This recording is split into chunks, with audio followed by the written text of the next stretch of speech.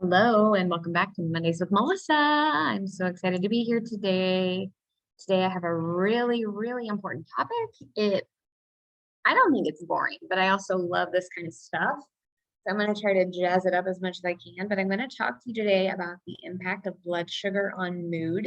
And I'm going to give you 7 things you can do today to manage your blood sugar, which is going to help your mood. So let's dive in. Let me share the 7 tips. I'm sure I'll have some stories and personal experiences along the way to make it a little more juicy for you. Okay. So the important thing about blood sugar to note is that it is not only something that diabetics need to be aware of. We all have blood sugar. Our blood sugar is fluctuating based on these things I'm going to share with you, and that affects our mood.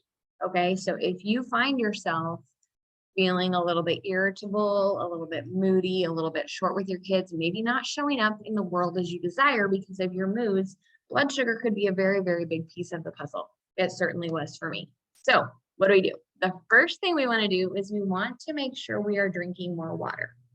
It balances your blood sugar by helping you to decrease cravings and increase your energy. Okay. Tons of benefits to drinking water. I'm not going to go into them right now. The rule of thumb is you want to shoot for half of your body weight in ounces of water. So if you weigh 100 pounds, you're going to want to drink 50 ounces of water. If you weigh 150, you're going to want to drink 75 ounces. I'm doing quick math here, okay? So if you need tips for drinking more water, you can always add fruits and vegetables, maybe infuse it a little bit. That might be helpful. Water temperature might have a piece to do with it as well. I know some people really prefer room temperature water. Other people really prefer ice cold water. So figure out what works best for you. Tip number 2 to balance your blood sugar is make sure you are getting enough protein. So protein helps balance blood sugar by slowing down digestion, which also slows down the absorption of any carbohydrate-based food you consume along with it. And this is going to lessen the intensity and frequency of the blood sugar roller coaster. Too little protein or too much protein can cause sugar cravings. So for me, Little Miss Sugar Addict here, living off carbs and sugar and Diet Dr. Pepper, no wonder my moods were all over the place because I wasn't getting enough protein. Water, no problem. Protein was a struggle. So protein is a huge factor in that as well. And if you need tips for more protein, let me know. I'm happy to help you. The third step to balance blood sugar is to add healthy fats to your meals. So you're going to want to have healthy fats. Your body needs healthy fats. These are things like coconut, oils, olive oils, nuts. Those are some healthy fats. Okay. So let's make sure you are getting enough fats.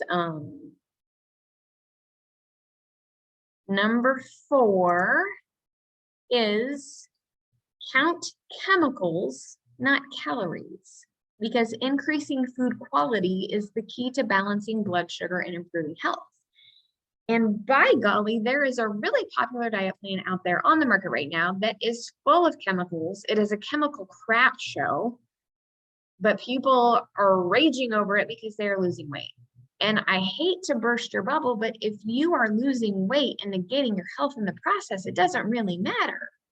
So make sure that you are counting chemicals, not calories. If you have ingredients on the label that you don't understand, that you don't know what they are, don't do it. Okay? Just don't do it. So make sure that you are eating quality foods that improve your health and help your blood sugar. Number 5 is to focus on consistent meal timing. So if you're eating sporadically or haphazardly, this really can cause highs and lows in your blood sugar, which creates stress on the body. Eating only once a day or having a light or small snack in the morning with a heavy or big dinner at night is setting your system up to be in a reactionary or survival place rather than being able to properly divert resources towards healing, repairing, and thriving. Our goal here is to heal, repair, and thrive. I don't know about you guys, but I want to heal, I want to repair, I want to thrive. Okay. So that's really the goal. So on the flip side, eating frequently throughout the day can also be taxing on a system. It can lead to things like insulin resistance, which means your body's going to require higher levels of insulin to bring the blood glucose concentration back down into a physiological balance. Okay. So you want to just make sure that you are listening to your body and you're honoring that hunger and fullness. Your body is your own best health expert. The sixth step is sleep. And when you're sleep deprived, your cortisol rises, and that's going to mimic the blood sugar roller coaster and all of its harmful effects, which include weight gain, insulin resistance, heart attacks, high blood pressure, depression, osteoporosis, decreased immune function, and more. So lack of sleep also increases the hormone ghrelin, which is the hunger hormone, and it's predominantly produced in the stomach. And it also acts on the pleasure center of the brain, which can prompt you to reach for multiple servings. Have you ever noticed that when you're tired, you tend to be more hungry? That's why, okay? You also might make poor decisions when you're tired. I do. And finally, the last thing that you can do, let me make sure that I've got them all covered here. Number 7, I think that was 6. Let me just double check my notes. I really want to give you guys accurate information. So if it means holding up just a second to not miss anything, I'm down with that. Yes, number 7 is movement.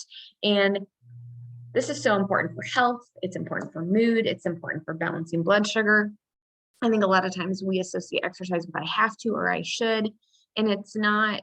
The mindset around it is no pain, no gain, and that's really detrimental. I don't want you to have that mindset. I want you to think of movement feeling good. I want you to find something that you enjoy, that it's fun and pleasurable, because when you're having fun and you're enjoying it, you're going to be more motivated to do it. And then the results are just a nice benefit as well. So movement has physical and emotional benefits, including increased confidence and self-esteem. It boosts those serotonin levels in the brain, which are those feel-good chemicals and neurotransmitters. So make sure that you are getting your movement.